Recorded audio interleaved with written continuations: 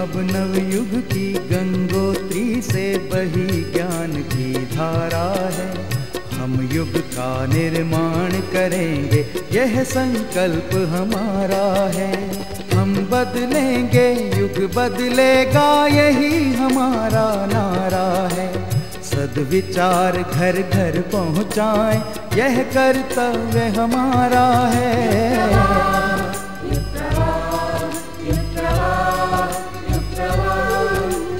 चलो बढ़ें, कुछ अच्छा कर लें, युग ने हमें पुकारा है। धरती स्वर्ग बनाएंगे, ये शुभ संकल्प हमारा है।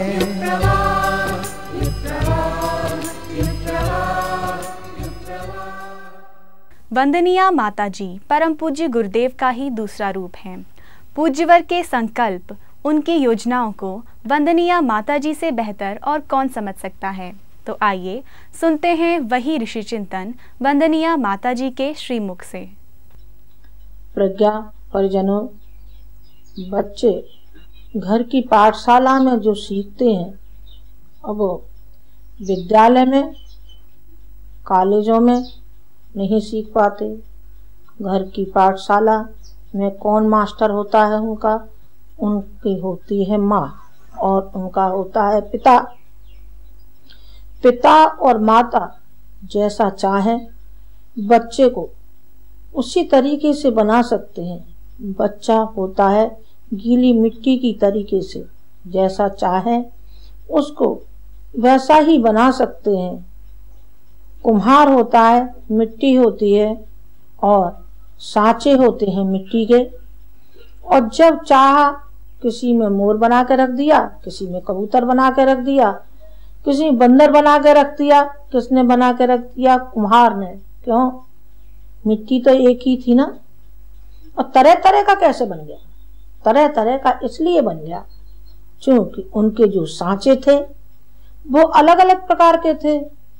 कोई मोर का था, कोई बंदर का था, कोई हनुमान का था, कोई संत का था, कोई काय का था, कोई काय का था। जैसे सांचे थे वैसे ही वो खिलौने बनते चले गए। खिलौनों का एक उदाहरण है माता पिता, वो सांचे हैं कि बच्चे को अच्छे से अच्छा बना सकते हैं। संत भी बना सकते हैं, ऋषि भी बना सकते हैं, वैज्ञानिक भी बना सकते हैं, न मालूम क्या क्या बना सकते हैं माँ और बाप। मदालसा ने अपने बच्चों को बनाया था दो को, और सब तो कोई क्या बन गया, लेकिन दो को बनाया था। एक को ब्रह्म ऋषि बनाया था, एक को राजर्षि बनाया था मदालसा ने अपने दोनों बच्चों को बना दिया और सारे संसार को दिखा दिया कि बच्चों को यदि माँ चाहे तो श्रेष्ठ नागरिक के रूप में उदाहरण पेश कर सकती है बच्चे को। बच्चे हमारी भावी पीढ़ी के ऊपर ही इस राष्ट्र का निर्माण संभव है। राष्ट्र का निर्माण जब होगा तो हमारे बच्चों का निर्माण होगा। आगे चल करके यही हमारे बच्चे इस राष्ट्र को संभालेंगे। जो जितने भी बुजुर्ग और बुढ़े हैं वो तो कहाँ रह पाएंगे, वो तो इस संसार से विदा हो भी गए और हो जाएंगे। बाकी के तो हमारे बच्चे ही आगे संभालेंगे। उन बच्चों को बनाना चाहिए। कैसा बनाना चाहिए? जैसा कि गुरु गोविंद सिंह ने अपने बच्चे अजीत को बनाया था। एक लड़का उनका लड़ाई में मारा गया था। दूसरा लड़का आया, पिता मैं प्यासा हूँ। तो उन्होंने कहा कि तुझे शर्म नहीं आती? तेरा एक भाई लड़ाई में मारा गया और तू पानी के लिए आया है। जा, तू चला जा और वहां जा लड़ाई के मैदान में, माँ अपनी प्यास को बुझाना। ये पिता के शब्द थे और वो तिल मिला करके खड़ा हो गया। उन्होंने कहा, पिता आपने सही समय पर और सही सलाह मुझे दी है और मैं वहीं जाऊंगा जो मेरा कर्तव्य है और जो मेरा फर्ज है। जो मेरा भाई कुर्बान हो गया, मेरा भाई हो गया और मैं मैं खाने और पीने में लालच में आ जाऊं, नहीं मैं नहीं आऊंगा। और वो सीधा लड़ाई के मैदान में चला गया। घर की पाठशाला में बच्चे जो संस्कार पाते हैं वो बाहर नहीं पाते, वो विद्यालय में नहीं पाते, वो स्कूलों में और कॉलेजों में नहीं पाते। शुरू से लेकर के जब से बच्चा जन्म लेता है और 5 वर्ष की उम्र तक जितना उसको शिक्षण मिल जाता है, वो इतना शिक्षण मिल जाता है कि न कॉलेजों की जरूरत पड़ती है, न विद्यालय की जरूरत पड़ती है। वो अक्षर ज्ञान के लिए जरूरत पड़ती है विद्यालयों की, और स्कूली शिक्षा और किताबी शिक्षा के लिए पड़ती है। जो संस्कार मिलते हैं वो माँ से मिलते हैं और पिता से मिलते हैं। शकुंतला का उदाहरण है, जब भरत छोटा था तो उनके गुरु ने ये कहा था कि चलो तो हमारे आश्रम में रहना। तो उन्होंने ये कहा कि संभव है मेरे बच्चे में आत्महीनता के भाव पैदा हो जाएं, और वो बच्चे को लेकर के जंगल में चली गई और उन्होंने उस बच्चे में वो भावनाएं भरी जो उस शेर से मुकाबला करने में समर्थ हुआ। कौन? वो भरत, जिसके नाम पर हमारे देश का नाम भारतवर्ष पड़ा। इसी तरीके से सत्यकाम था, जो गुरुकुल में पढ़ता था। सब बच्चों को अपने माता पिता का नाम मालूम था, लेकिन उसे अपने पिता का नाम मालूम नहीं होता था। तो साथ के जो बच्चे थे उसको चिढ़ाते थे। एक दिन वो रोता हुआ आया और अपनी माँ से बोला, माँ मुझे बच्चे चिढ़ाते हैं और कहते हैं कि तू कौन है, तेरे बाप का पता नहीं है, तू किसकी संतान है। और मेरे जो पढ़ाने वाले शिक्षक हैं वो भी मेरे पिता का नाम जानना चाहते हैं, और आज तो मैं पिता का नाम जाने बगैर मैं विद्यालय नहीं जाऊंगा। तो उसने माँ ने कहा, बेटे अभी तक मैंने जरूरत नहीं समझी थी बताने के लिए, लेकिन जब तू वही करता है तो मैं तुझे बताती हूँ। मैं एक साधारण गई गुजरी महिला, गरीबी से जीवन यापन करती थी, और मैं बाहर जब काम करने जाती थी तो मुझे नहीं मालूम कि मेरे दिमाग में क्या विकृति आई और मैं किसी वासना के भूखे भेड़िए के हाथ पड़ गई। मैं उसका नाम नहीं जानती, बस इतना ही तू समझ ले और जा, तू अपने गुरु से कहना जा करके।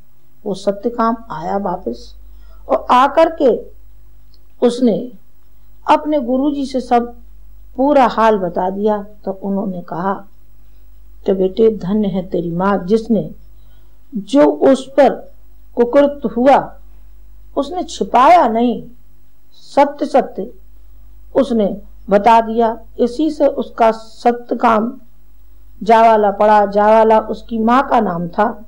सत्यकाम का बच्चे में ईमानदारी, पुरुषार्थ, ये माँ भरती है और पिता भरता है। बच्चों को धन नहीं स्वावलंबी बनाया जाना चाहिए, क्रियाशील बनाया जाना चाहिए। विद्या के क्षेत्र में उनको बढ़ाया जाना चाहिए। ये नहीं कि एक बार फेल हो गया, अरे ये तो बड़ा खराब है, ये तो पढ़ता ही नहीं है, अब तो ये जिंदगी भर नहीं पढ़ेगा। नहीं, जो चलना सीखता है वो कभी कभी गिर भी जाता है। गिर जाता है तो इसका मतलब ये नहीं कि बच्चे गिरते ही रहेंगे। उनको प्रोत्साहन दीजिए, बच्चों को बढ़ाइए। जिस क्षेत्र में वो बढ़ना चाहते हैं, कला के क्षेत्र में बढ़ना चाहते हैं, तो उसमें उनका प्रोत्साहन मिलना चाहिए। विद्या के क्षेत्र में मिलना चाहिए, सेवा के क्षेत्र में मिलना चाहिए। स्वावलंबन में करके ही खाना चाहिए, बिना करे नहीं। जैसा कि ईश्वरचंद विद्यासागर था, लाड़ प्यार की आवश्यकता नहीं होती, बच्चों को संस्कार की आवश्यकता होती है। ईश्वरचंद विद्यासागर, उनको 300 रुपए मिलते थे, लेकिन 50 रुपए अपने लिए रखते थे, बाकी के 350 रुपए सारे समाज के लिए, स्कूल के बच्चों के लिए दिया करते थे, क्योंकि वो जानते थे कि अभावी जिंदगी कैसी होती है। इनके पास नहीं है, मेरे पास है तो मैं उतने में ही गुजारा चलाऊंगा, जितने मेरी उदर पूर्ति के लिए आवश्यक है उतना ही उन्होंने अपने पास रखा और बाकी का वो देते रहे समाज के लिए जिसमें हम रहते हैं। सामाजिक प्राणी हैं मनुष्य, और मनुष्य पर अपने बच्चों का, अपनी बीवी का, अपनी माँ का, अपने भाई का, अपने पिता का ही कर्ज नहीं होता, बल्कि समाज का भी है जिस समाज में पैदा हुए हैं। और जब से प्राणी जन्म लेता है मनुष्य और मरता है तब तक वो समाज का ऋणी हो जाता है, ऋणी हो जाता है, और वो ऋण को बगैर चुकाए जाता है तो कहते हैं कि कछुआ हो जाता है कि नहीं हो जाता है, लेकिन ये बात जरूर है कि वो कर्ज लेकर के जाता है तो जन्म जन्मांतरों तक उस समाज का ऋणी ही बना रहता है। तो ये संस्कार बच्चों में डाले जाने चाहिए कि श्रम से उपार्जित की हुई कमाई वही काम में आती है। हमारे प्रत्येक परिजन का काम है कि वो अपने बच्चों को क्रियाशील बनाएं, विवेकशील बनाएं, और जो स्वावलंबन की प्रक्रिया है वो भी उनमें ढालें बच्चों में। इसी तरीके से एक बाटा हुआ है लड़का जिसके माता पिता मर गए थे और उन्होंने ये कहा था कि बेटे तुम नौकरी मत करना, चाहे जो करना पर नौकरी मत करना। तो उन्होंने अपनी पिता की बात को अपने हृदय में इस तरीके से उतार लिया, हजम कर लिया। उन्होंने कहा कि बस हमारे पिता की जो आज्ञा वही हमारे लिए सर्वोपरि है, और वो जूतों पे पालिश करने लगे। एक दिन एक व्यक्ति आया, उसने पालिश कराई तो 10 पैसे की बजाय उसने 100 का नोट निकाल करके दिया। बच्चे ने कहा कि मेरे पास तो है नहीं, मैं अभी भुना करके लाता हूँ, और वो लेने चला गया भुनाने के लिए उस नोट को। अचानक ही गाड़ी आई और उसमें टक्कर मारी, घायल हो गया, उसे हॉस्पिटल पहुंचाया गया। मां वो अचेतावस्था में पड़ा था, छोटा भाई उसके पास खड़ा था, और वो सज्जन भी पहुंच गए, वो थे कोई संपादक, पहुंच गए। तो जब अचेत हुआ लड़के को तो उसने अपने छोटे भाई से कहा, भाई मैं तो विदा हो जाऊंगा, मुझे ऐसा लगता है कि शायद मैं नहीं बचूं, पर तुम एक काम करना, जिनका हमने पैसा लिया है मुझे मालूम नहीं वो नोट कहाँ गया, तुम इस कर्जे को उतार देना। भाई ने कहा हाँ मैं जरूर उतारूंगा, आपके कर्जे को उतारूंगा, और जिस तरीके से तुमने जूतों पे पालिश करके और अपना जीवन यापन किया था बस उसी तरीके से मैं भी करूंगा। वो जो वैज्ञानिक महोदय खड़े थे उनकी आंखों में पानी आ गया और उन्होंने कहा, बेटे चल तू मेरे साथ चल। छोटे भाई से कहा, उन्होंने कहा, छोटे भाई ने कहा कि जिस पथ पर मेरा भाई चला है, जो बात मेरे पिता ने मेरे बड़े भाई के लिए कहा था, बड़े भाई के लिए नहीं कहा था, वो मेरे लिए भी कहा था। मैं उनका अनुकरण न करूं और मैं अपने पथ से हट जाऊं, ये मुझसे नहीं होगा, मुझसे नहीं होगा। ये किसने संस्कार डाले थे? ये घर की पाठशाला से, घर के विद्यालय से, उनमें वो संस्कार उदय हुए जो कि बाटा के नाम से वो प्रसिद्ध हो गए बच्चे। जापान में घर घर कुटीर उद्योग हैं, बड़े बड़े जितने भी औद्योगिक संस्थान हैं वो कहते हैं कि उनके बच्चों के नाम पर हैं, दोनों बच्चों के नाम पर, जिनका कि मैं अभी उदाहरण दे के चुकी हूँ। तो ये जो सद्विचार हैं, ये जो प्रेरणा है और जो स्वावलंबन की प्रवृत्ति है, सदाचार की है, बड़ों को प्रणाम कराने की है, हमारे बच्चे ये नहीं जानते कि हमको अपने से बड़ों के तय क्या कर्तव्य है, उनको बताया ही नहीं गया। जब बड़ों ने किया हो अपने बड़ों के साथ तो वो भी करें। जब उन्होंने ही नहीं किया, माता पिता ने ही नहीं किया, तो बच्चे क्यों करेंगे? बच्चे भी नहीं करेंगे। उनको सिखाया जाना चाहिए कि बेटे सुबह उठते ही माता पिता को प्रणाम करना चाहिए, अपने से बड़ों को प्रणाम करिए, स्नान करिए और भगवान के पास बैठिए। कुछ नहीं आता तो उनको पंचाक्षरी बता दीजिए, ओम भूर्भुवस्सुः बता दीजिए, लेकिन कुछ भगवान के पास बैठे तो सही, आस्तिकता आए तो सही। आस्तिकता ही नहीं है, न ये नास्तिक है न ये आस्तिक है, जानते ही नहीं है। वो तो बच्चे हैं, वो कुछ भी नहीं जानते। उनको तो ढाला जा सकता है, ढाला जैसा हम चाहें वैसा ही हम अपने बच्चों को बना सकते हैं। एक सुप्रिया नाम की एक लड़की हुई है, एक बच्ची हुई है। जब भगवान बुद्ध के उसमें अकाल पड़ा और सारे संसार में हाहाकार फैल रहा था, तो एक बच्ची आगे आई और एक बच्ची ने कहा कि पिता, मैं चाहती हूं कि आप मुझे आज्ञा दीजिए तो मैं भीख मांग करके लाऊं और जितने भी संत हैं जो आपके हैं उनको मैं खिलाऊं। तो उन्होंने कहा, बेटी तू जरा सी बच्ची है, जो बड़े नहीं कर पा रहे हैं, बड़े थक गए, उनको नहीं मिल रहा है, वो नहीं जुटा पा रहे हैं, और तू ला पाएगी क्या? उन्होंने कहा, बच्ची ने कहा कि पिता आपका आशीर्वाद यदि मेरे साथ है और हिम्मत और आत्मविश्वास मेरे अंदर है तो मैं जरूर सफल हो जाऊंगी, मुझे अपने ऊपर विश्वास है।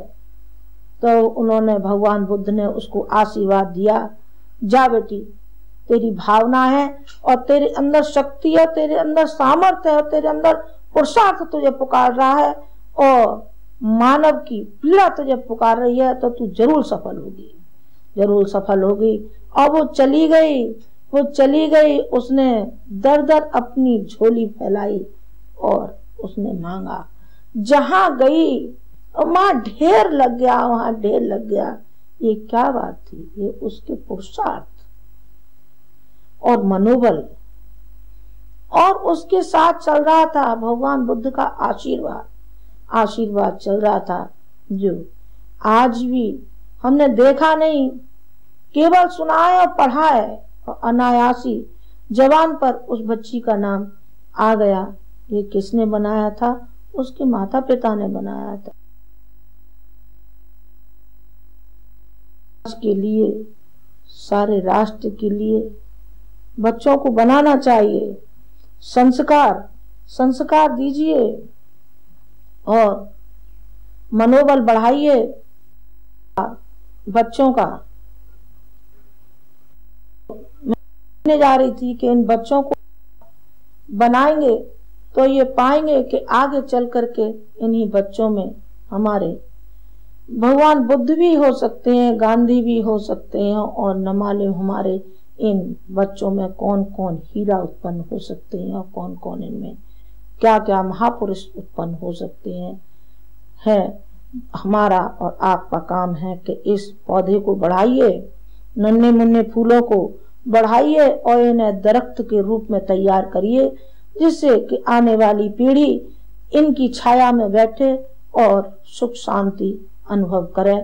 जो जीवन के संग्राम में असमंजस में पड़े हैं, क्या करें क्या ना करें, ये प्रश्न जिनके जेहन में उभर रहा है, उनके लिए संजीवनी की तरह है भगवत गीता। इसी गीता की युगानुकूल व्याख्या प्रस्तुत है हमारे स्तंभ युग गीता में।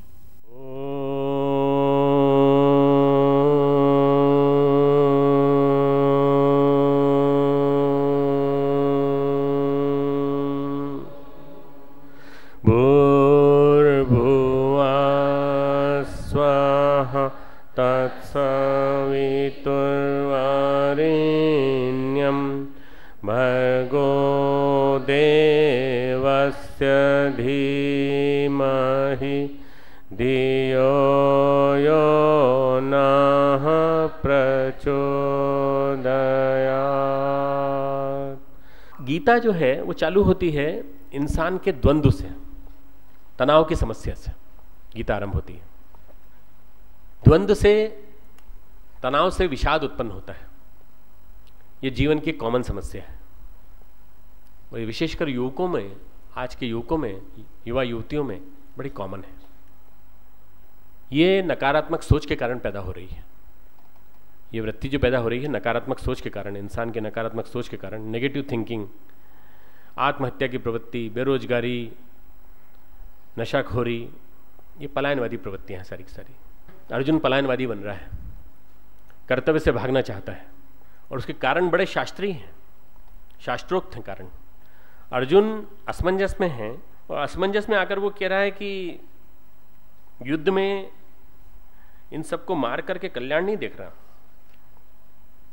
31वां श्लोक पहले अध्याय का, इन आतताइयों को मारकर तो हमें पाप लगेगा। वो इस बात को एक्सेप्ट कर रहा है कि ये आतताई हैं, ये जो जितने भी लोग हैं ये आतताई हैं, कष्ट देने वाले हैं। आतताई है ना, यातना देने वाले, कष्ट देने वाले, और कष्ट देने वाले होने के नाते ये मुझे पाप लग सकता है। परंतु क्या कह रहा है वो कि इन आतताइयों को मारकर तो हमें पाप ही लगेगा। अब अर्जुन जो है पहले भी कई लड़ाइयां लड़ चुका है, कईयों को मारा है उसने, और मार करके उसने हर्ष व्यक्त किया है।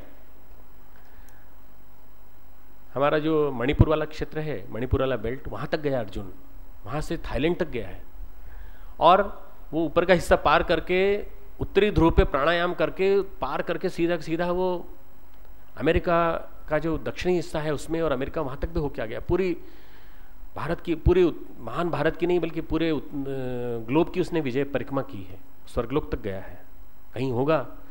और उलू की नाम की एक लड़की से विवाह किया, उर्वशी को नकार के आया। अर्जुन ने पहले कितने युद्ध किए हैं, तब उसने विचार नहीं किया कि इनको, इनके संबंधियों का क्या होगा। तब उसने क्यों नहीं विचार किया? आज उसको क्यों विचार आ रहा है? आज उसे सारी बातें याद आ रही हैं आसक्ति के कारण, मोह के कारण। भावनाएं कर्तव्य में आड़े आ रही हैं।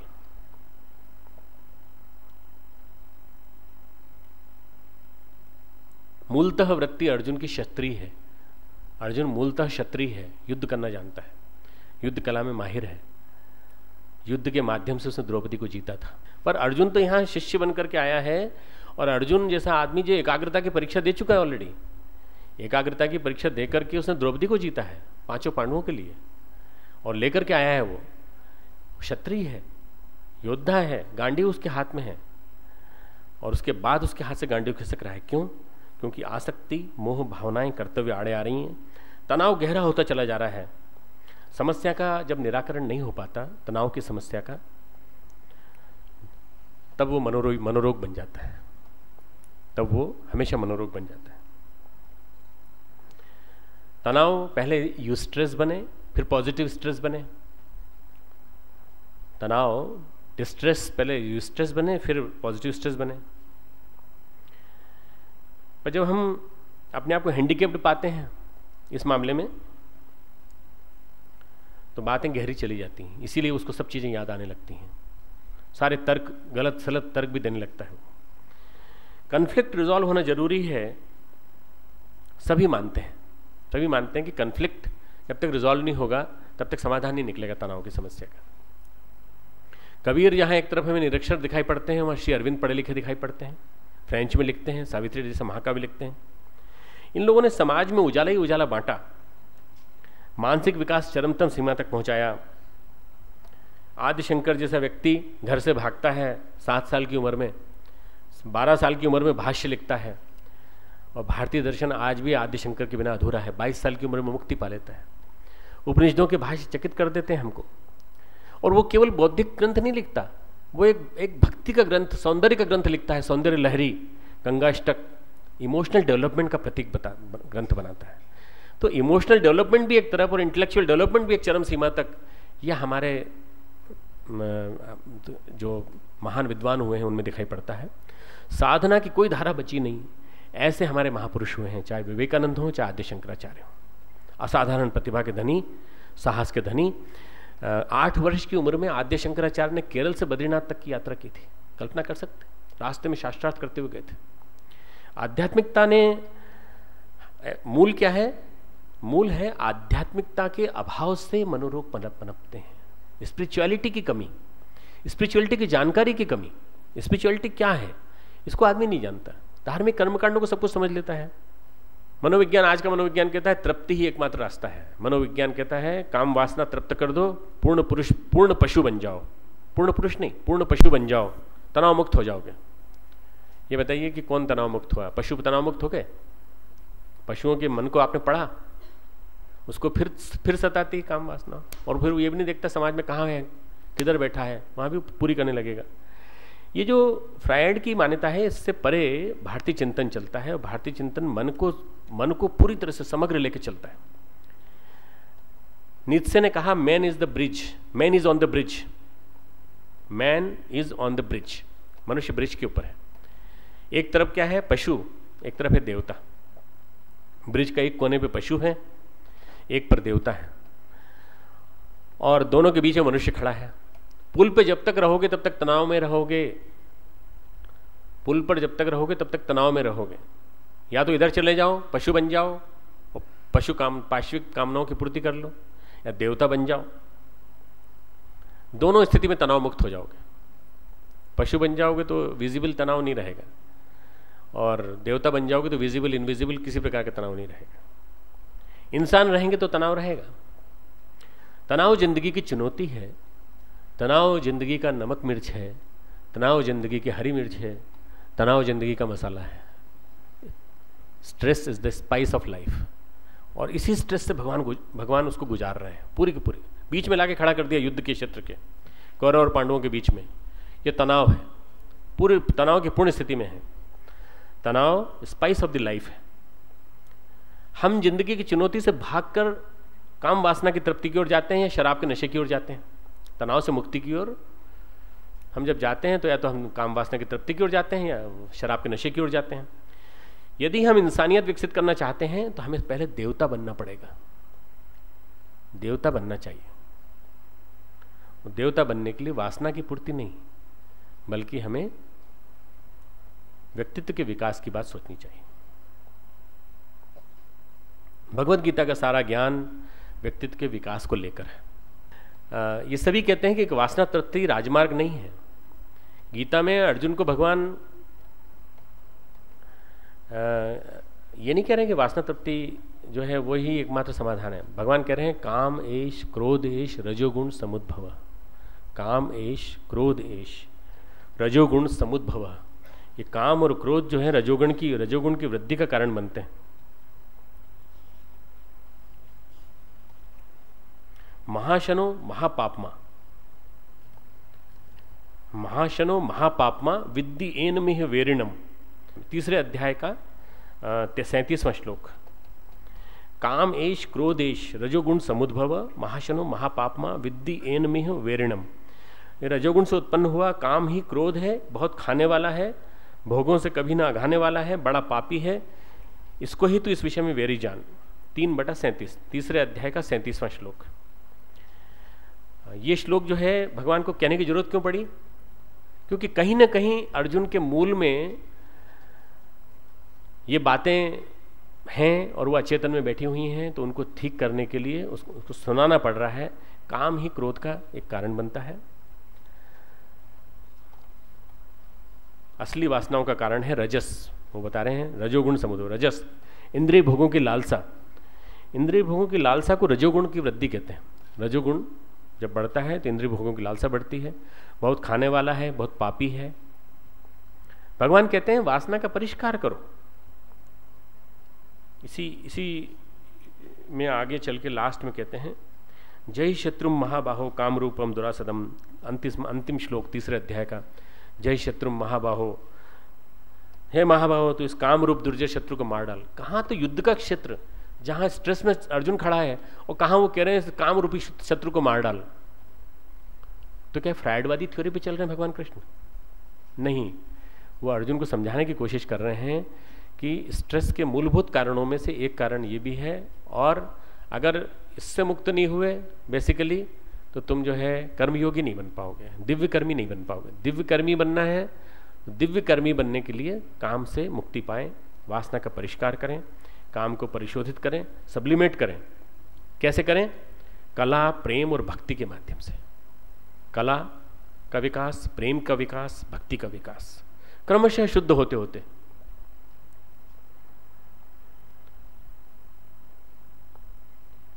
जितनी भी कलाएं हैं, आर्ट की जितनी फैकल्टीज हैं, चित्रकला हो, शिल्प कला हो, और मैं कहता हूं फैशन टेक्नोलॉजी आज की मॉडर्न भी, ये सारी की सारी शुद्ध काम की अभिव्यक्ति हैं, विशुद्ध काम की, प्योर काम, इम्प्योर वाला काम नहीं। सभी कलाएं शुद्ध काम की अभिव्यक्ति हैं। मनुष्य की उदात्त भावनाएं उसमें अभिव्यक्त होती हैं। भगवान कृष्ण गीता में कहते हैं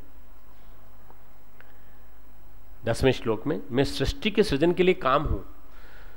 प्रजनश्चास्मि कंदर्पः, प्रजनश्चामि प्रजनः च अस्मि कंदर्पः। 28वां श्लोक, 10वें अध्याय का 28वां श्लोक।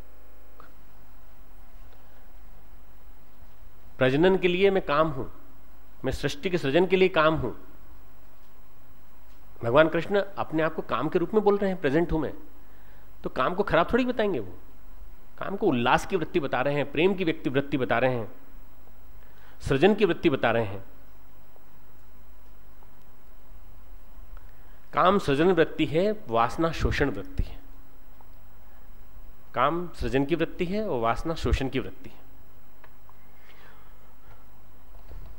दो व्यक्ति एक दूसरे को वासना की दृष्टि से देख रहे हैं और दो व्यक्ति एक दूसरे को प्रेम की दृष्टि से देख रहे हैं। दो व्यक्ति जो एक दूसरे को वासना की दृष्टि से देख रहे हैं वो एक दूसरे को उसका शोषण करना चाह रहे हैं, और दो व्यक्ति जो एक दूसरे को देना चाह रहे हैं, प्रेम की दृष्टि से देख रहे हैं, वो देना चाह रहे हैं एक दूसरे को। मैं कितना चाहे कितना दे दूं इनको। प्रेम साहित्य में है, प्रेम प्रकृति के आनंद में है, प्रेम चांद सितारों में है, प्रेम भगवत प्रेम में है, प्रेम संकीर्तन में है, प्रेम आरती में है, प्रेम प्रार्थना में है। प्रेम वहां से खींचा जाता है। ये हमारी विकसित परिष्कार की चीज है। प्रेम साहित्य में है, प्रेम प्रकृति में है, प्रकृति के आनंद में है, प्रेम चांद सितारों में है, प्रेम भगवत प्राप्ति के, भगवत सत्य की प्राप्ति में है, प्रार्थना में है, याचना में है। वासना में आकुल व्यक्ति मात्र शरीर देखता है और प्रेम ऊंचाइयां देता है। वो शरीर के तल से नीचे गिरा देता है, क्योंकि प्रेम ऊंचाइयां देता है। भगवत गीता कहती है मनुष्य के समग्र व्यक्तित्व का विकास होना चाहिए।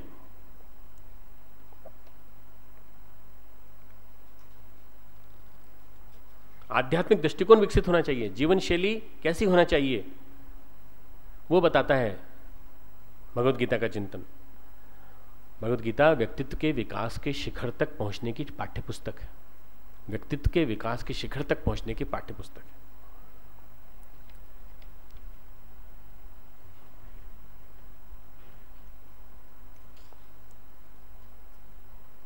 नॉर्मल व्यक्ति जीनियस नहीं बन पाता।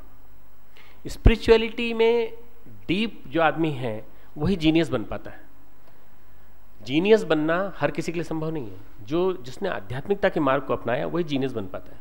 प्रथम अध्याय के माध्यम से भगवान जीवन की सभी समस्याओं का समाधान करने के लिए एक सॉल्यूशन देते हैं। पहले तो बता देते हैं कि जब भी कोई चीज की बात करते हैं, किसी बीमारी की बात करते हैं डॉक्टर, तो क्या बताते हैं? पहले पैथोलॉजी बताते हैं, सिम्टम्स बताते हैं। पैथोलॉजी क्या है? मोह। भगवत गीता की पैथोलॉजी क्या है? मोह। और सिम्टम्स क्या है? गीता का पहला अध्याय उठा लो, 28, 29, 30 श्लोक निकाल लो। ये क्या है? सिम्टम्स हैं। सीदंतिमम गात्राणि मुखम च परिशुष्यति वेपथुश्च शरीरे में रोमहर्षश्च जायते गांडीवम संस्तरे हस्तात् त्वक्चैव परिदह्यते न च शक्नोमि अवस्थातुम भ्रमतीव च मे मनः निमित्तानि च पश्यामि विपरीतानि केशव न च श्रेयो अनुपश्यामि हत्वा स्वजनम माहवे। ये किसके सिम्टम्स हैं? ये हर डिस्ट्रेस में पहुंचे हुए आदमी के सिम्टम्स हैं।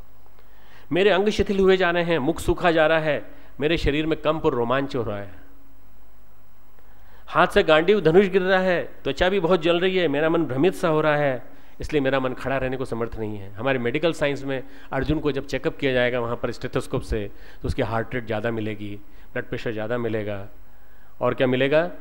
ये मिलेगा कि स्ट्रेस की चरम अवस्था में है, थोड़ी देर में अगर उसको ट्रीट नहीं किया तो हाइपरटेंशन होने के कारण यह व्यक्ति को हार्ट अटैक नहीं हो जाए कहीं इसका। स्ट्रेस की पराकाष्ठा पर है। सिम्टम्स हैं कि नहीं पूरे के पूरे?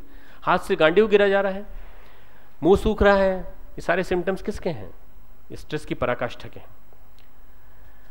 कोई अगर हैंस सेलिए, स्ट्रेस पढ़ी है ना, साइकोलॉजी वालों ने हैंस पढ़ी ना, हैंस सेलिए का कोई अच्छा आदर्श मॉडल हो सकता है तो क्या हो सकता है? अर्जुन।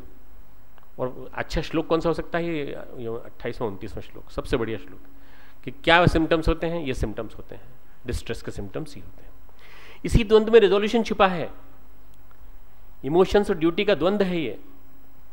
वो कहता है केशव, मैं लक्षणों को विपरीत देख रहा हूं, मैंने तो विजय चाहता हूं, राज्य अथवा सुखों को ही। सारी बातें कृष्ण सुने जा रहे हैं, कहीं ये नहीं कहते अर्जुन रुक रुक रुक, एक मिनट रुक, सुन सुन, कहीं नहीं कहते, चुपचाप शांति से सुने जा रहे हैं। बोल ले, जितना बोलना है उतना बोल ले। साइकोलॉजिकल क्लिनिक में क्या होता है? बोल लो जितना बोलना है। उसके बाद पहले जब आदमी खुल जाए अच्छी तरह से, उसके खुलने के बाद फिर सुनते हैं, सुनने के बाद फिर उससे कहते हैं अच्छा ठीक है, अब हमारी सुनो, अब तुमने बोल लिया, अब हमारी सुनो। तो भगवान कृष्ण उसको पूरा बोलने का मौका देते हैं। आज जो थेरेपी है, स्पिरिचुअल थेरेपी जितनी चल रही हैं, उनका अगर किसी को आधार मानेंगे, ब्रायन विज की थ्योरी हो चाहे वो और किसी की थ्योरी हो, उसका आधार गीता है पूरी की पूरी। साइकोलॉजिकल साइको स्पिरिचुअल थेरेपी का मूल आधार क्या है? गीता, गीता का चिंतन। मनुष्य का सनातन द्वंद्व ये चला रहा है अनादिकाल से। 5000 साल पहले भी ये बात थी, 5000 साल बाद भी यही बात है। इंद्रियां कुछ और कहती हैं, समाज कुछ और कहता है। इंद्रियां कहती हैं हमें इन चीज़ों की जरूरत है, समाज कहता है ये मत करो, तुम ये करोगे तो असामाजिक कहलाओगे। हमारे दो डायमेंशन है, एक बायोलॉजिकल डायमेंशन, एक साइकोलॉजिकल डायमेंशन, एक जैविक डायमेंशन है, एक मनोवैज्ञानिक डायमेंशन है। इन दोनों में द्वंद्व चलता रहता है, साइकोलॉजिकल और बायोलॉजिकल में। ये द्वंद्व सनातन है, आदिकाल से चले आ रहे हैं। हम शरीर और मन में सामंजस्य पैदा कर लें, गंगा और यमुना में समन्वय पैदा कर लें, बायोलॉजिकल और साइकोलॉजिकल में हम दोनों में सामंजस्य पैदा कर लें, तो एक तीसरी धारा निकलती है गंगा यमुना में से, स्पिरिचुअल नेचर की एक सरस्वती धारा निकलती बीच में से, संगम के आधार पर। अष्टावक्र कहते हैं जनक से, ये शरीर प्रधान और मन प्रधान दोनों धाराओं में से एक अध्यात्म प्रधान धारा निकलेगी, वो तुम्हारी चिकित्सा करेगी। जनक अपनी समस्या कहते हैं अष्टावक्र को, अष्टावक्र गीता में। तो अष्टावक्र बहुत विद्वान है, परंतु एक सर्जन की भाषा का यूज करते हैं। सर्जन की भाषा में कहते हैं मैं तुम्हारे उदर और हृदय की शल्य क्रिया करके तुम्हें मुक्त कर दूंगा, मैं तुम्हें तुम्हारे उदर की शल्य क्रिया करूंगा, मैं तुम्हारे हृदय की शल्य क्रिया करूंगा, सर्जरी करूंगा और मैं तुम्हें मुक्त कर दूंगा। अब समझने की कोशिश करो ये क्या है, उदर की शल्य क्रिया क्या है और हृदय की शल्य क्रिया क्या है। हमारी दो तरह की भावना होती हैं, उच्च स्तरीय भावना, निम्न स्तरीय भावना है। जब हम निम्न स्तरीय भावनाओं का दमन करते हैं, उनका ऊपर नहीं उठने देते, उनका दमन करते हैं, रूपांतरण नहीं करते, तो उदर में ग्रंथियां बन जाती हैं, उदर में ग्रंथियां बन जाती हैं, उदर रोग पैदा हो जाते हैं, irritable bowel syndrome, ulcerative colitis, chronic diarrhoea, stress induce diarrhoea, stress induce colitis, ये सारी की सारी जितनी भी बीमारियां हैं, पेप्टिक अल्सर सिंड्रोम। और यदि उच्चस्तरीय भावनाओं का दमन करते हैं, उदारता, दान, ये जो उच्चस्तरीय भावनाएं हैं या दमन, अरे क्या क्या रखा है इन सब चीज़ों में, तो हृदय में ग्रंथियां बन जाती हैं, और हृदय की ग्रंथि हृदय रोगों को जन्म देती है। जो अपनी उदारता की वृत्तियों को, जो अपनी देने की वृत्तियों को दमन करेगा, उसकी ग्रंथि बन जाएगी और वो ग्रंथि हार्ट पेशेंट के रूप में निकलेगी। आज हार्ट पेशेंट्स की बाढ़ है या स्टमक पेट के पेशेंट्स की बाढ़ है, दो तरह के पेशेंट्स की बाढ़ है समाज। ऊर्जा जो घुमड़ रही है वो ग्रंथि में मुक्त दब गई है, ग्रंथियों में से उसको मुक्त कर दिया जाए तो शिखर तक पहुंच जाएगी। तो वो अष्टावक्र क्या कहते हैं, मैं तुम्हारी नीचे वाली ग्रंथि का भी ऑपरेशन कर दूंगा, ऊपर वाली ग्रंथि का भी ऑपरेशन कर दूंगा, मुक्त हो जाएगी ऊर्जा, तो मुक्त हो जाओगे। तो वो रियल साइको सर्जरी की बात कर रहे हैं। He is talking of psycho surgery. Psycho surgery से नीचे की ग्रंथियों को मुक्त कर देंगे, ऊपर की ग्रंथियों को मुक्त कर देंगे। श्री कृष्ण अर्जुन की साइको सर्जरी कर रहे हैं यहाँ पर। कर्म योग करते करते उसके बिहेवियर को मॉडिफाई कर रहे हैं। वो कर्म योग की शिक्षा दे रहे हैं ना, कर्म करते करते टू मॉडिफाई बिहेवियर बाय कर्म। ज्ञान योग के माध्यम से वो विचार तंत्र को ठीक कर रहे हैं, कॉग्निटिव बिहेवियर ठीक कर रहे हैं, cognitive behavioural therapy. Behavioural therapy cognitive therapy, आग्रह, विश्वास, दृष्टिकोण, ये सब ठीक कर रहे हैं, विचार तंत्र ठीक कर रहे हैं। पहले कर्म करते करते व्यवहार को ठीक करना, फिर ज्ञान योग के माध्यम से आग्रह और विश्वासों को ठीक करना अर्थात कॉग्निटिव थेरेपी, फिर तीसरा भक्ति योग के माध्यम से हीलिंग कर रहे हैं, इमोशनल हीलिंग। श्री कृष्ण की तीनों थेरेपी अति उच्च स्तर की साइकोथेरेपी है। आज जो साइकोथेरेपिस्ट हैं वो तो नीम हकीम खतराए जान है, वो तो सीधे जड़ न जाने कहाँ से ढूंढते हैं और न जाने कहाँ से ढूंढ करके वही प्रोडेप, वो दुनिया भर की आजकल एक ही दवा है डिप्रेशन की, बस उसी दवा पे चले जाते हैं। जबकि ट्रीटमेंट होना चाहिए तीनों योगों के माध्यम से, कर्म योग, ज्ञान योग, भक्ति योग। कर्म योग, ज्ञान योग, भक्ति योग, ये त्रिवेणी है। इसलिए साइको सर्जरी की किताब है, साइकोथेरेपी की किताब है गीता। एक वैद्य जी अपने बेटे को वैद्यक सिखाई उन्होंने, और नाड़ी देख रहे थे पेशेंट की। नाड़ी देखते देखते उन्होंने कहा, क्यों तूने आज आम खाए थे क्या? बोले हाँ सब आम खाए थे। अब बेटा इतना प्रभावित हो गया, बेटा साथ में था, बैठा था, बेटे को भी ले गए थे सिखाने के लिए। उन्होंने कहा कि पिताजी नाड़ी देख करके ये बोलते हैं कि आम खाए थे क्या, और पेट में दर्द उसके हुआ और वो बोल रहा है कि हाँ खाए थे। तो उन्होंने कहा पिताजी ये तो बताइए कि आप बड़े चमत्कारी वैद्य हैं, आज तक हमें जानकारी नहीं थी, आज आपके साथ आए सीखने के लिए तब पता चला। तो उन्होंने कहा तू मूर्ख है, तूने ये नहीं देखा, ये लटके झटके हैं नाड़ी देखना। तो मेरी एक नज़र उसकी नाड़ी पे थी, एक नज़र आम की गुठलियों पे थी जो पलंग के नीचे पड़े थे। अब बेटे ने कुछ और तो समझा नहीं, उसने कहा वैद्य ऐसे ही बनना है, बस आसपास देखना है क्या क्या चीज़ कहाँ पड़ी है। अब एक मरीज को देखने बेटा बोला कि आप पिताजी आज आराम करिए, मैं देख के आ जाता हूँ। पेट खराब था, जिस किसान के घर गए उस किसान के पास एक घोड़ा भी था। तो उसने सीधा उठ करके कहा, क्यों भाई तुम्हारे पेट में दर्द है? हम तुम्हें पल्स देखते हैं, नाड़ी देखें, क्यों तुमने आज घोड़ा खाया था क्या? तो उसने कहा किसी पागल जैसी बातें करते हो, इसको किसको उठा लाया? तो बोले नहीं, तुम्हारे पलंग के नीचे लीद पड़ी, इससे हमको लगाई। ये नीम हकीम खतराए जान है। फ्रायड की थेरेपी लगभग आज की जो साइकोथेरेपी है, और स्पेशली साइकेट्री आज की जो है मॉडर्न साइकेट्री, वो सारी की सारी उसका बेस बायोलॉजी है, तो वो पूरी की पूरी तरह से उसी पे जाती हैं। जबकि भगवान कृष्ण समग्र चिकित्सक हैं, मनस चिकित्सक हैं, आध्यात्मिक मनस चिकित्सक हैं। उनका गीता पढ़ाने का उद्देश्य अर्जुन को माध्यम बनाकर आम जीवन की समस्याओं का समाधान करना है। डायग्नोसिस कंप्लीट होना चाहिए, भगवान कृष्ण ने जैसे की है गीता के दूसरे श्लोक से। उन्होंने कहा है, हे अर्जुन तुझे इस असमय में यह मोह किस हेतु प्राप्त हुआ? क्योंकि न तो श्रेष्ठ पुरुषों द्वारा आचरण योग्य है, न स्वर्ग को देने वाला है, न कीर्ति को करने वाला है। हे अर्जुन तू नपुंसकता को मत प्राप्त हो, तुझ में उचित नहीं जान पड़ती। हे परंतप हृदय की तुच्छ दुर्बलता को त्याग कर युद्ध के लिए खड़ा हो जा। आज के हर युवा को, आज के हर युवा युवती को इस स्थिति से गुजरना पड़ता है। असमय में शोक, असमय में स्ट्रेस, असमय में मोह, असमय में माता पिता की याद।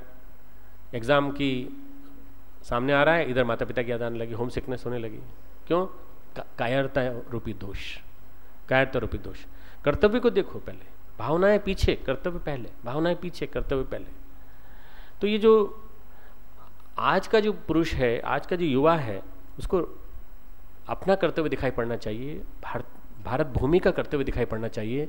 भारत भूमि के लिए आज कैसे पुरुषों की आवश्यकता है, कैसे नारियों की आवश्यकता है, उस नाते इतना बड़ा उपदेश भगवान कृष्ण दे रहे हैं, वो उसकी समझ में नहीं आ रहा है।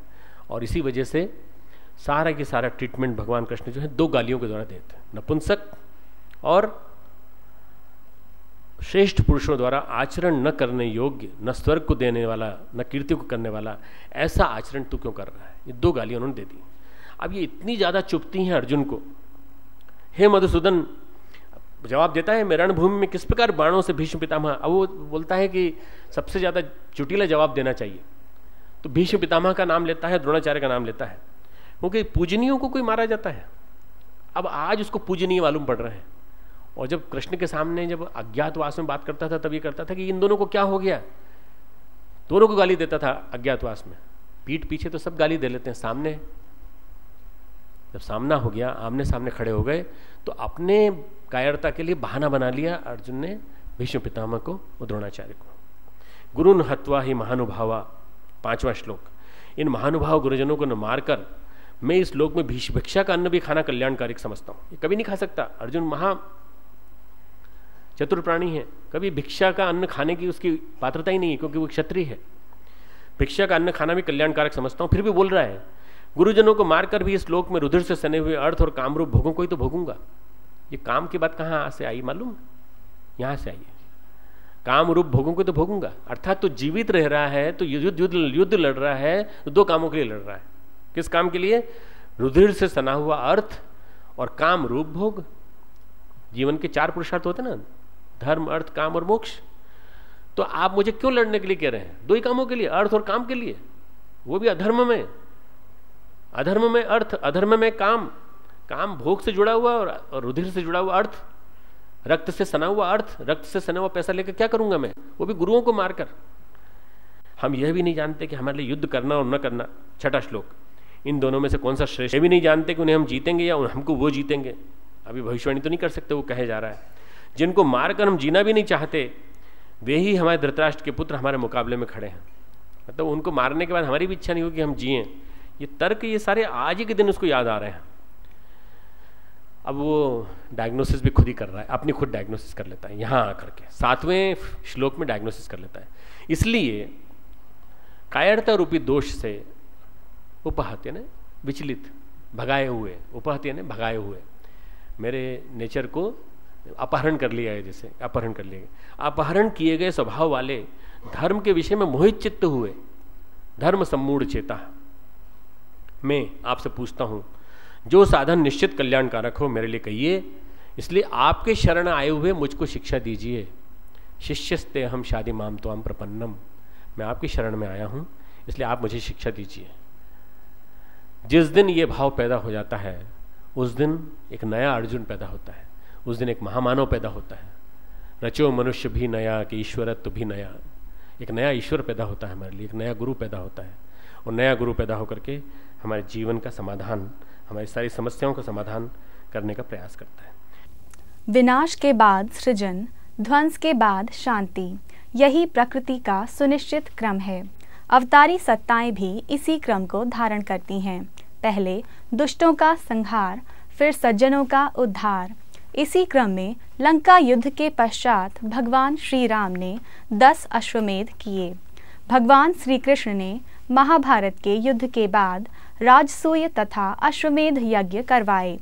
वर्तमान समय में परम पूज्य गुरुदेव ने भी हम सबको प्रेरणा देकर 27 अश्वमेध यज्ञ कराए। इसी अश्वमेधिक श्रृंखला में प्रस्तुत है विशेष कार्यक्रम गुना अश्वमेध। गुना मालवा एवं बुंदेलखंड का एक मिलन स्थल है, जो राष्ट्रीय कर्तव्यों के प्रति बराबर जागरूक रहा है। इस क्षेत्र की अपनी ऐतिहासिक गरिमा है। वीर भूमि इस चंदेरी ने जौहर खूब दिखाया, राय में बिनी ने बाबर को जी भर यहाँ छकाया। छत्रसाल से लड़कर औरंगजेब यहीं पछताया। सेनापति दिलेर खां अपनी जान बचा नहीं पाया। 57 की राष्ट्र क्रांति का समर यहाँ भी खूब करा है।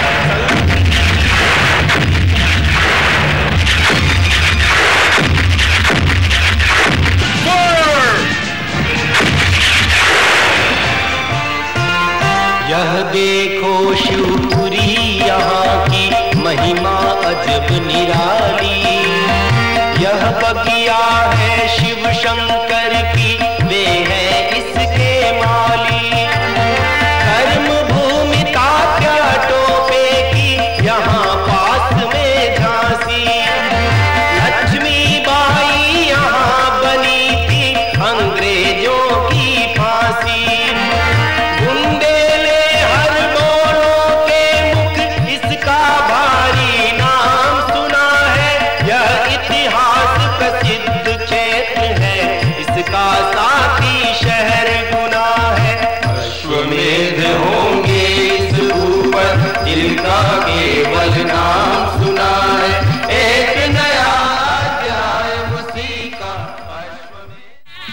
गुना का शक्तिपीठ आगरा बम्बई मार्ग पर स्थित है। अश्वमेध का मुख्य कार्यालय यहीं बनाया गया। कलश स्थापना के साथ ही अश्वमेध का दिग्विजय अभियान प्रारंभ कर दिया गया। ग्राम प्रदक्षिणा के अंतर्गत गांव-गांव जाकर ग्रामवासियों को मातृभूमि, भारत माता एवं अपने कर्तव्यों के प्रति जागृत किया गया।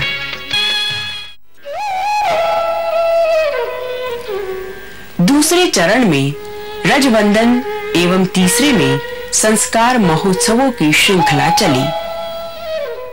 चौथे चरण में तीर्थ परिक्रमा के अंतर्गत सभी धर्मों के पवित्र स्थलों का जल रज समारोह पूर्वक ले जाया गया।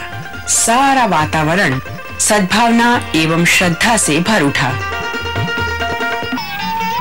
एक ओर तीर्थ परिक्रमा यात्रा गुना की ओर बढ़ रही थी, तो दूसरी ओर गुना में यज्ञ की तैयारियां पूरी निष्ठा एवं श्रद्धा से चल रही थी। प्रेम, सद्भावना, कर्मठता एवं सहकारिता का सुखद वातावरण देखकर सभी गदगद हो रहे थे। उसी दिन गुना शक्तिपीठ से कलश यात्रा भी प्रारंभ हो रही थी। इस राष्ट्र प्रेम की धारा में कोई पीछे नहीं था। हिंदू, मुसलमान, सिख, ईसाई सभी अपनी अपनी भावनाएं व्यक्त कर रहे थे।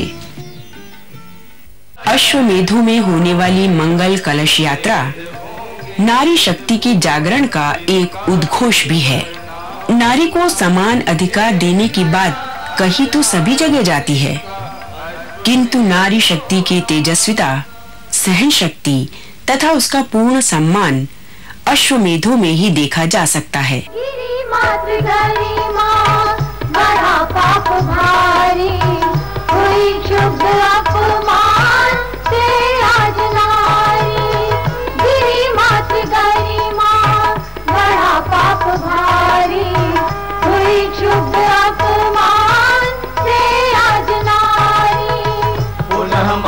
गरिमा का उत्थान होगा, उसे प्राप्त फिर श्रेष्ठ सम्मान होगा।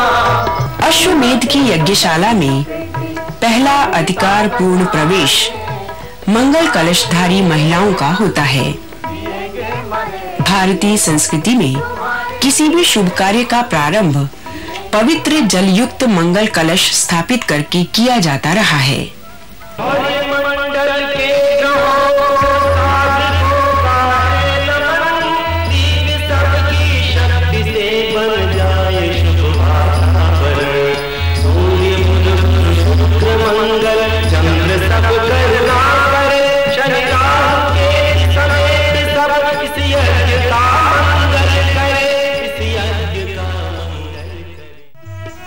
देव पूजन का क्रम पूरा होते होते निर्धारित समय पर वंदनीय माताजी यज्ञ मंच पर पधारी। शक्ति जाग जाए, हर व्यक्ति जाग जाए, युव शक्ति जाग जाए, हर व्यक्ति जाग जाए। उनके द्वारा यज्ञ का प्रतीक ध्वज फहराया गया।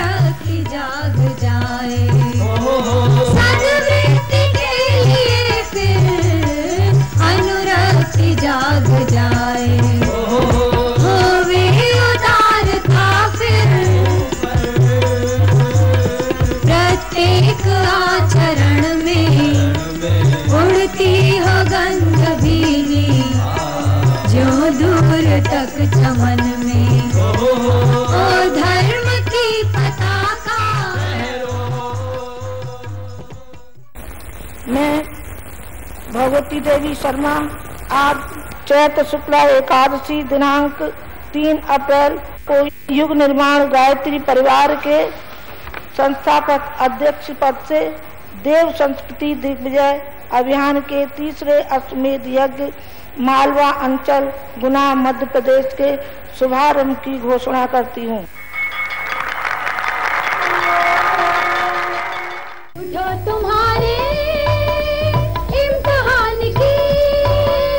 उठो तुम्हारे इम्तिहान की। इस प्रकार अत्यंत भाव भरे उल्लासमय वातावरण में देव पूजन का क्रम संपन्न हुआ।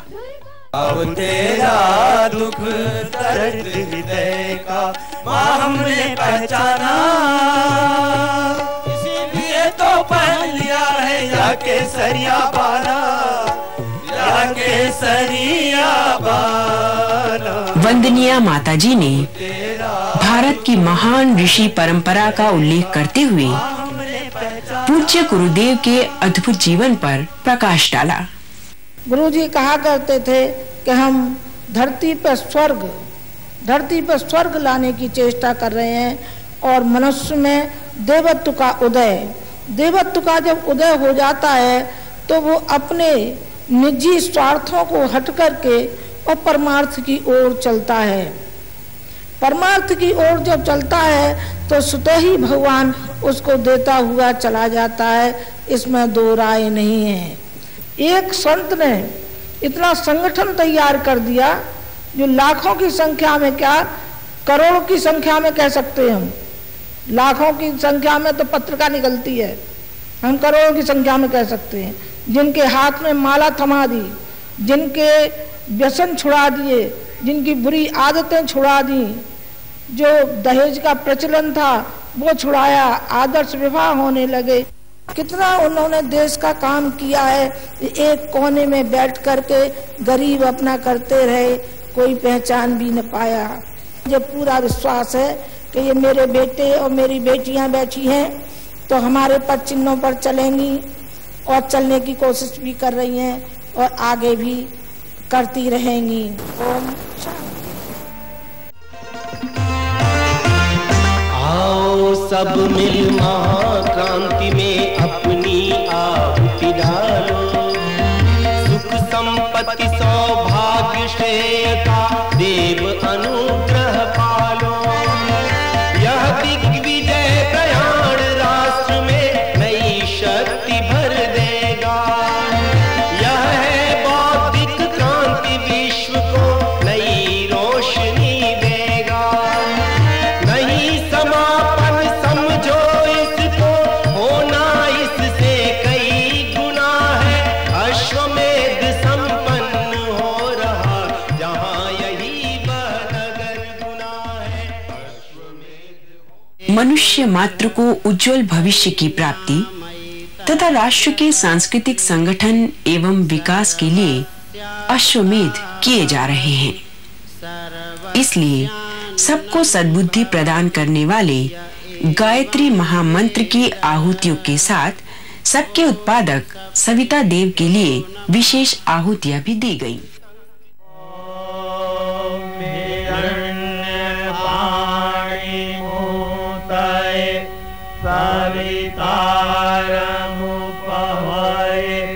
सचेता देवता पदग्वं स्वाहा इदं सवित्रेयं नमः। भोजन के लिए 4 भोजनशालाओं में प्रातः 9 बजे से रात 12 बजे तक लगातार भोजन बनता था। लाखों व्यक्ति प्रतिदिन भोजन करते थे। विवाह 2 आत्माओं का मिलन है। इस पावन संस्कार के माध्यम से जीवन भर एक दूसरे के प्रति, परिवार एवं समाज के प्रति निभाए जाने वाले कर्तव्यों का बोध कराया जाता है। जब सुबह बारात विदा होने लगी तो लड़का जो क्या है उधर से क्या नाम है अपने माँ बाप और बारातियों की तरफ से लड़की वाले की तरफ आ गया और सबको नमस्कार करने लगा। पिताजी नमस्कार, चाचा जी नमस्कार, जीजा जी नमस्कार, और जो क्या है लखनऊ के नवाबों, बाराती लोगों, आपको भी साष्टांग प्रणाम है, साष्टांग प्रणाम है। क्यों? जिसने मुझे खरीद लिया है, इस लड़की वाले ने मुझे खरीद लिया है, मकान बेचा है, इसकी मैं सेवा करूंगा। बाप ने कहा बेटा तू क्या कहता है कि तू मेरा किस बात का बाप? बाप अपने बच्चे को नहीं बेच सकता है। जीजा जी से कहा अरे जीजा जी तुमने विरोध क्यों नहीं किया? फूफा जी आपने विरोध क्यों नहीं किया? चाचा जी आपने इसका विरोध क्यों नहीं किया? और कहा कि लखनऊ के नवाबों तुम दावत खाते रहे, आपने विरोध क्यों नहीं किया? अब मैं नहीं चल सकता हूं, अब तो मैं जिसने ये दिया है और मुझे खरीद लिया है बस। फिर क्या हुआ, पंचायत हुई, उसके भी एक ही लड़का था, सारा दहेज वापस किया जब वो लोग वापस गए। तो युग बड़ी तेजी से बदलता हुआ चला जा रहा है भाई, आपको संकल्प लेना चाहिए। इसमें जो लोग आए हैं, बहन भाई और जो कुछ बाराती देखने वाले, लड़की वाले, लड़का वाले और जो कुछ भी यहाँ है यज्ञ में आए हुए हैं, सबको संकल्प लेना चाहिए, असहयोग करना चाहिए। अगर कोई दहेज लेता है तो एक एक मुट्ठी धूल डालनी चाहिए। ये परिवार संस्था को सशक्त तो संचालित करने के लिए परम पूज्य गुरुदेव ने आदर्श विवाहों की परंपरा डाली। आज 58 दंपत्ति आज से जिस पुत्र में बन रहे हैं, इन्हें वंदनीय माता जी का आशीर्वाद मिल रहा है। आप ये अश्वमेध में भाग लेने के लिए आए, जिससे कि आपको ऊर्जा और शक्ति मिलेगी। आप यदि मन से यदि भाग लिया है आपने और श्रद्धा के साथ आपने लिया है, तो इसके सत्परिणाम आपको मिलने ही हैं। गुरु जी जो हाथ में लाल मसाल थमा गए हैं, तो ये लाल मसाल हमारी जन जन तक पहुंचनी चाहिए। गायत्री मंत्र जन जन पहुंचना चाहिए, जन जन के पास पहुंचना चाहिए। देव स्थापना जन जन तक पहुंचनी चाहिए, पूजा उपासना जन जन तक पहुंचनी चाहिए, ताकि भगवान के प्रति वो आस्था और विश्वास रखें। आपको उसी ओर चलना चाहिए और मैं आशा रखती हूँ कि आप, मेरा ख्याल है आप चलेंगे भी और चलना चाहिए भी। और नहीं तो मैंने कल कहा था, कल मैंने विनोदी उसमें थोड़ी सी लहजे में कह दिया था, आज भी मैं पुनः उसे दोहराए देती हूँ कि आप नहीं मानेंगे तो देखो हम और गुरुजी आपके कानों की हिफाई करेंगे वो बैठ के, और जब आप सो जाएंगे तो आपको चैन से नहीं सोने देंगे। एक इस गाल का, एक इस गाल का, एक माता जी का ढपेड़ा पड़ेगा और एक पड़ेगा गुरु जी का ढपेड़ा, तो आप उल्टे पुल्टे हो जाएंगे। उल्टे पुल्टे न हो जाए इसलिए आप बखत से पहले ही, आपकी बहुत आवश्यकता है, आपकी बहुत मांग है इस देश को।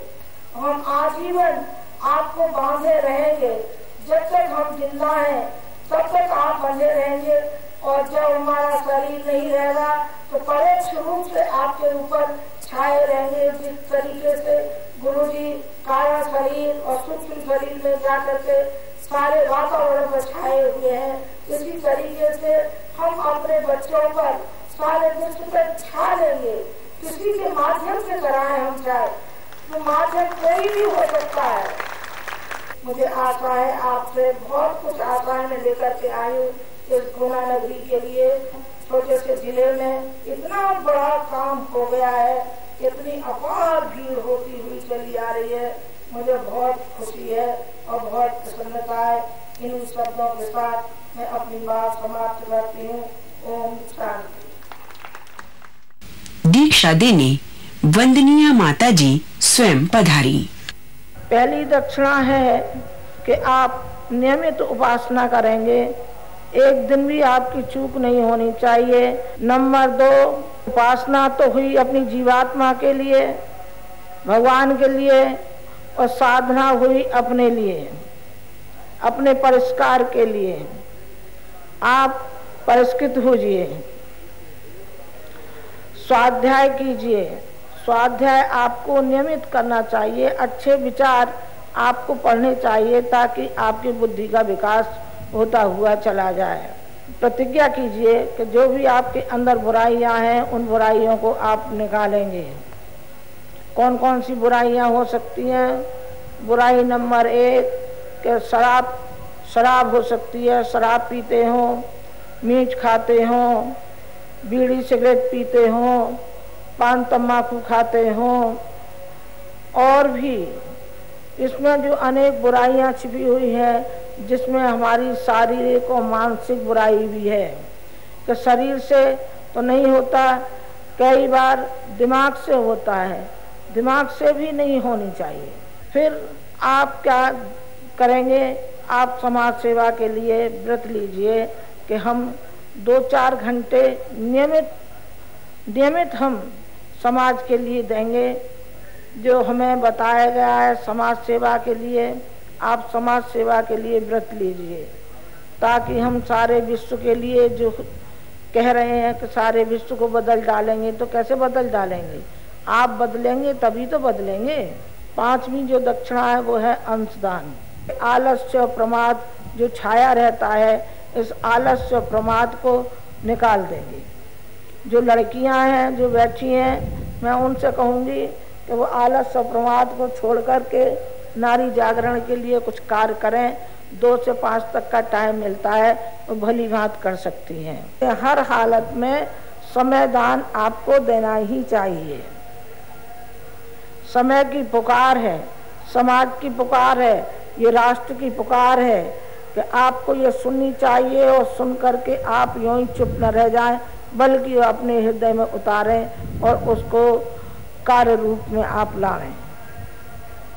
अब आप जुड़ी रहे हैं तो पक्के मन से जुड़िए, रंगी रहे हैं तो पक्का रंग चढ़ना चाहिए, कच्चा नहीं। ओम भूर्भुवः स्वः तत् सवितुर्वरेण्यं भर्गो देवस्य। हमारे हृदय में एक ज्वाला धधक रही है और वो हर व्यक्ति के लिए, हर अपने परिजनों के लिए ये चाहती है कि इस ज्वाला में से एक थोड़ी सी चिंगारी इनके मनों में पड़ जाए, ताकि उस चिंगारी से ये धन्य हो सके और इस चिंगारी को लेकर के आगे तक सब व्यक्तियों में इस चिंगारी को लेते हुए चले जाएं। दीप यज्ञ के क्रम में जगमग ज्योतित वातावरण में देव शक्तियों एवं वंदनीय माताजी की साक्षी में लाखों लोगों ने अपने जीवन में गायत्री उपासना, श्रेष्ठ विचारों का स्वाध्याय तथा जनहित के लिए समय एवं साधन निकालने के लिए सामूहिक रूप से संकल्प किया।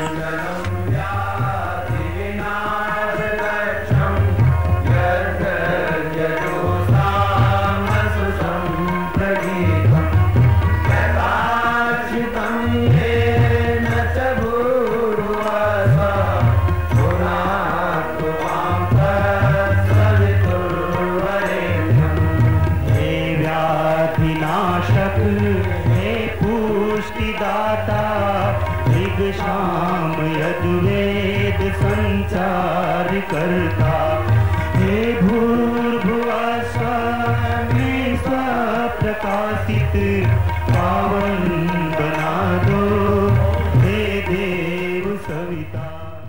ओम भूर्भुवः स्वः तत्सवितुर्वरेण्यं भर्गो देवस्य धीमहि धियो यो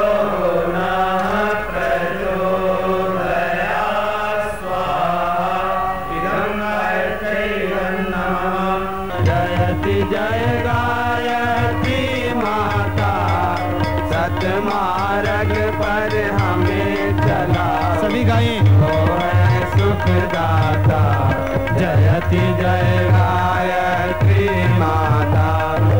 आदि शक्ति तुम अलख निरंजन, जग पालन करती माँ, जग पालन करती। शोक शोक भय क्लेश कला दारिद्र दैन हरती, जयति जय गायत्री माता। अपने अंदर देवत्व का विकास करते हुए देवत्व का अनुसरण करने के लिए संकल्पित होकर हम पूर्णाहुति करते हैं। ओम अग्निशने धर्मशने अर्कशने सूर्यशने प्राणशने अश्वमेधशने पृथ्वीशने हरितशने शीतशने यौशने अंगुलयाधक्वयो निदर्शने